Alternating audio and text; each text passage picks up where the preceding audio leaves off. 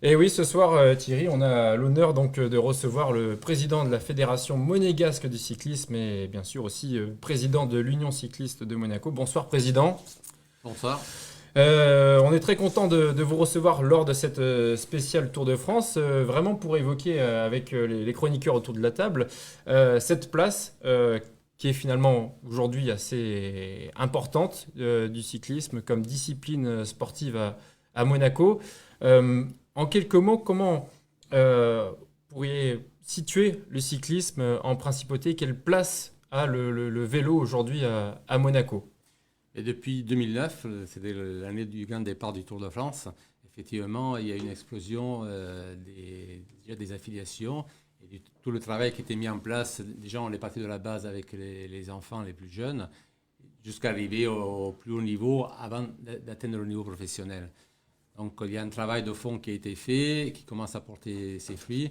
Là, vous avez parlé de Vinokourov, qui a fait une année l'année dernière chez nous en espoir. Maintenant, il est passé en équipe continentale avec l'équipe continentale du Kazakhstan. C'est un des exemples. Il y en a d'autres. Il y a des coureurs qui sont passés professionnels. On a un coureur qui est chez Ineos, par exemple, un Colombien qui était chez nous, Brandon Rivera. Donc, petit à petit, on monte un niveau. Ce n'est pas simple parce que les structures sont de plus en plus compétitives, de plus en plus haut niveau.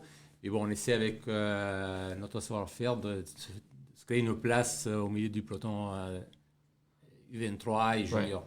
Ouais. Et c'est une fédération, j'ai vu, qui est finalement assez jeune, assez récente, créée en 1985. 85, Donc le exactement. projet vélo est quand même assez récent Assez récent en principauté. et c'était pas évident. On essaie de le structurer de mieux en mieux. Et bon, notre corps de métier, c'est le travail avec les jeunes. Hmm. C'est surtout ça. Avant tout, avant tout. Avant tout, ouais. Et justement, vous parliez d'essor après l'organisation du grand départ du Tour de France. Est-ce que ça a eu un impact sur votre nombre de licenciés au sein de votre club? Oui, et surtout sur le nombre de licenciés jeunes. Ouais. Parce qu'avant, on n'avait pratiquement aucun jeune, avant 2009. Ah, d'accord. Disons, à partir de 2008, quand il y a eu l'annonce du départ du Tour de France, je commençais à avoir des gamins qui venaient au club. Ben, je veux m'inscrire, je fais du vélo. Alors, avant, c'était plutôt le VTT. Et à partir Ouais. du Tour de France, c'était la route. C'est fou. Et comme quoi, voilà, l'exemple, c'est très important. Avoir toujours le haut niveau qui soit présent. Et on a la chance d'avoir à Monaco plusieurs coureurs professionnels. Et les passerelles, elles sont assez faciles. Même à l'entraînement, ça nous arrive assez souvent de nous entraîner avec des coureurs professionnels. C'est une chance pour nos jeunes. Et d'avoir des conseils, ils sont tout à fait accessibles. Donc ça se passe vraiment très bien. C'est ce que j'allais vous demander. Je crois que les sorties du mercredi ou du week-end, souvent, les jeunes retrouvent une surprise, un pro à l'entraînement. Oui, Ce qui est finalement assez incroyable dans ce sport, c'est que c'est peut-être l'une des seules disciplines où déjà on peut s'entraîner sur les routes des champions et puis on peut rouler avec les champions. Hein. C'est comme si au football, on vous dit ben, maintenant tu vas t'entraîner avec Lionel Messi, Ronaldo, Mbappé. On a à l'image les jeunes qui ont eu la chance d'avoir Egan Bernal, vainqueur du Tour de France en 2019, il y a quelques jours, je crois, avec eux. Ouais. C'est un formidable moment pour eux, j'imagine. Ouais.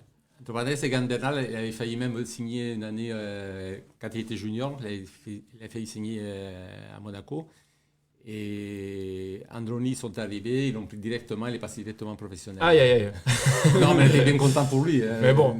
Disons, notre but, c'est justement de créer les conditions pour Ouais. qu'il puisse passer professionnel. Mais il en est redevable à Monaco parce qu'il reste toujours investi au club. Oui, non, c'est un garçon vraiment très, très correct, très agréable. Et il sait d'où il vient, il sait où il veut aller.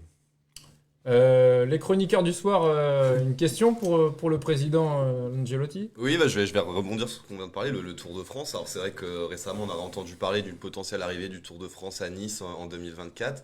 La question est Arrivée finale. Hein. arrivée Ouais. finale du Tour de France à Nice. Est-ce que dans les prochaines années, Monaco aurait vocation à réaccueillir une étape du Tour de France ou un départ potentiellement d'une étape? L'arrivée, ça me semble assez compliqué. Le départ, c'est un peu plus facile, faire un départ d'une étape. Parce que d'arriver, ça bloque entièrement la ville pendant des heures et des heures. Et bon, sauf si c'est le week-end, c'est assez difficile à gérer. Mais oui, pourquoi pas. Le souverain, c'est un passionné de cyclisme. Chaque année, il est présent sur le Tour de France. Donc, il voit ça d'un très bon œil. Mais bon, il y a quand même des difficultés objectives dont il faut tenir compte. Alors, on a parlé un peu des jeunes. Votre fils, notamment Victor, est professionnel, c'est un cycliste professionnel. On a 2 monégasques actuellement qui sont des cyclistes professionnels. Il y a aussi Antoine Berlin qui fait les Jeux méditerranéens. En ce moment, c'est ça. Hein. Oui, actuellement, il est au rang en Algérie pour les Jeux Med. Ouais. Et donc, il a 2 épreuves, un contre-la-montre et une course à ligne. Malheureusement, le terrain n'est pas vraiment l'idéal pour lui parce que c'est plutôt un grimpeur. Ouais. Là-bas, c'est tout plat. C'est autre chose. Il va essayer de se défendre, mais bon, c'est quelqu'un qui est assez performant, donc je pense qu'il va se défendre comme il faut. Et donc, oui, Thierry Triminka, tu voulais Ouais, ajouter? Moi, je voulais juste simplement parler donc, du club et ce que vous organisez en principauté pour revenir un peu sur ce sujet-là.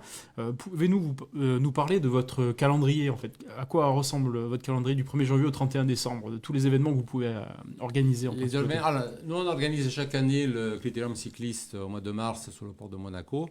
Donc, c'est une course amateur de tous les niveaux, c'est du plus jeune au plus vieux, de tous les niveaux. La dernière course, c'est la course élite. C'est-à-dire c'est le niveau qui est juste en dessous du niveau professionnel. Mais c'est plus une journée de fête, hein, vraiment, que de compétition. Ouais. Voilà. Oui, il y a la compétition, mais c'est vraiment une journée de fête pour le vélo. Et depuis l'année dernière, on a organisé, avec l'aide de Matteo Trentin, un de nos coureurs professionnels, une course professionnelle sur le port de Monaco, sur le même circuit. Et tous les professionnels qui habitent Monaco ont répondu favorablement. Ouais. En plus, il y a un côté développement durable. Donc, les gains sont reversés à la Fondation Alfred Scharlin. Ouais. Donc, il y a plusieurs aspects qui sont très intéressants à ce niveau-là. C'était en novembre, fin novembre. Il y avait 40 coureurs pro qui étaient engagés. Exactement, à peu près. Ouais, 40 coureurs Grand pro. Succès. Grosso modo, nous, on a une 50aine de coureurs pro, donc ils étaient presque tous présents, sauf certains qui étaient peut-être les Colombiens qui étaient partis en Colombie. Et sans quoi la plupart ont répondu favorablement et vraiment je les remercie, ils ont vraiment joué le jeu. Et cette année, on aura de nouveau, on en parle? Il y a une deuxième édition, oui, tout à fait. Il y aura une deuxième édition, on y travaille déjà. On va essayer de faire mieux que l'année dernière. Les organisateurs sont bien conscients qu'il y a du travail, mais on essaie de faire mieux et que ça prenne de plus en plus de l'importance à Monaco. Ok. Romain, tu as une question? Oui, Président, vous avez parlé des coureurs pros qui vivent en principauté. Alors, combien sont licenciés à Monaco et combien vont participer au Tour de France? Alors, de mémoire, je crois qu'il y en a 54 qui sont licenciés à la Fédération monégasque de cyclisme.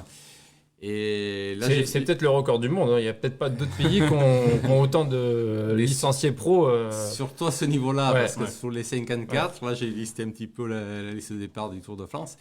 On a 22 coureurs qui sont licenciés à la Fédération monégasque qui participent au Tour de France, dont le vainqueur sortant, Primoz Roglic, entre parenthèses. Attention, lapsus les Slovènes, mais c'est pas le bon.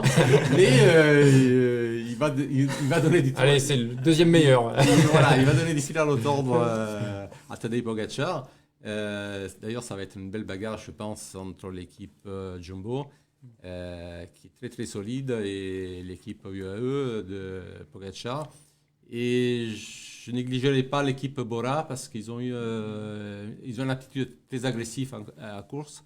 On l'a vu au Giro d'Italie. Ils arrivent à chambouler un petit peu les tactiques qui sont mises en place par les autres équipes. Donc, on risque d'avoir du spectacle cette année. C'est une parfaite transition, Président, vers le débat du jour, notre débat spécial Tour de France.